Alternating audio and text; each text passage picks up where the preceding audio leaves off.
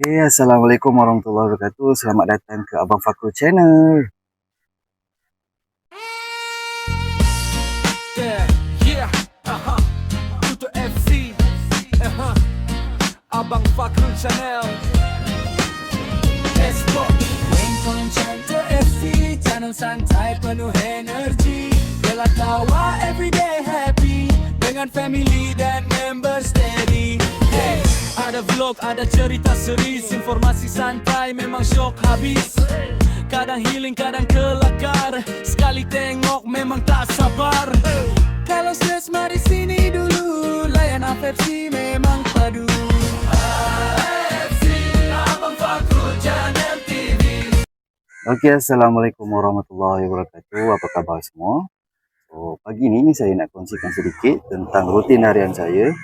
Kemungkinan saatnya seminggu saya akan buat training. Paling kurang pun 5 kali seminggu.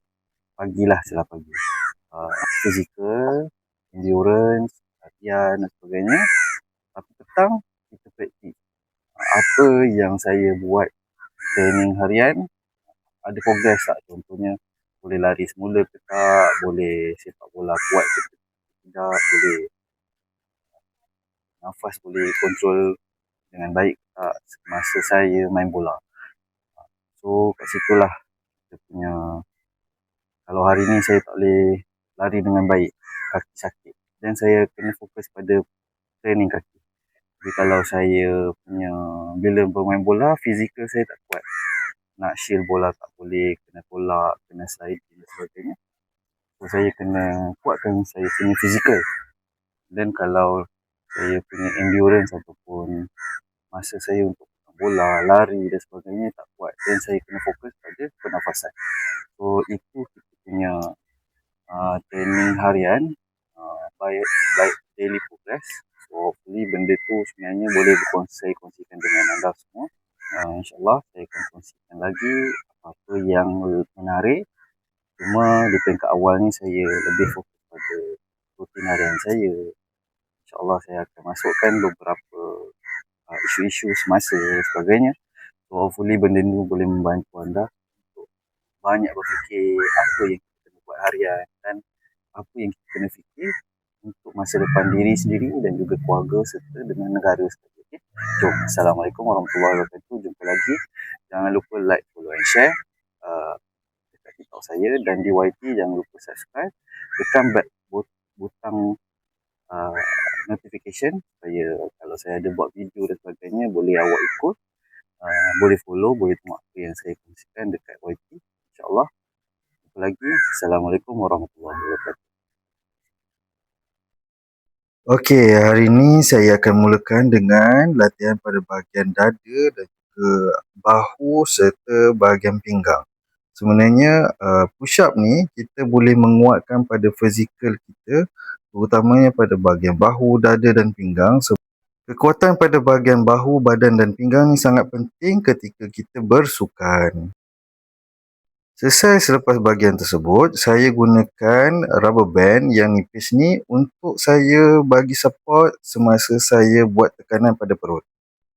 Bahagian perut ni sangat-sangat susah sebenarnya untuk kita turunkan. Jadi, kena selalu lakukan dan pastikan ia terkena tekanan tepat pada bahagian perut. Macam mana nak tahu tepat pada bahagian perut?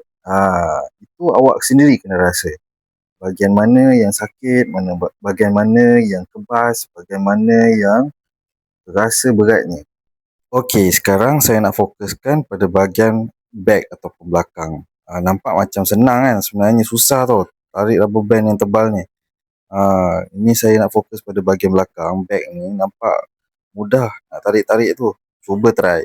Ini pun sama untuk back saya. Bahagian belakang, saya nak bagi pressure ataupun tekanan pada bahagian belakang.